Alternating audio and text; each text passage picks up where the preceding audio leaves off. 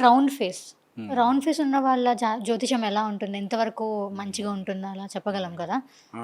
అది చంద్రబింబంలాగా ఉన్నదని చెప్పి పూర్వీకులు అనేవాళ్ళనమాట. ఓకే. అతనికి ఎక్కువగా ఏంటంటే శాంతి గుణాలు ఎక్కువగా ఉంటాయన్నమాట.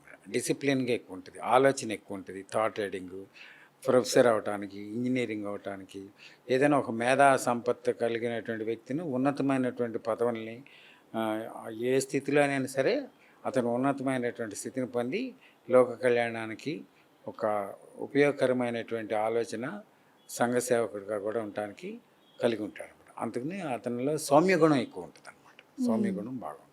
ఎదుటి వాళ్ళని కూడా ఆకర్షితుడవుతాడు. హ్మ్. ఎంత ఆకర్షితుడు అయినప్పటికీ కూడా అతను నిర్మలంగా, సౌమ్యంగా, నిదానంగా ఉంటాడు. హ్మ్. అది అతని యొక్క విశేషం అనమాట.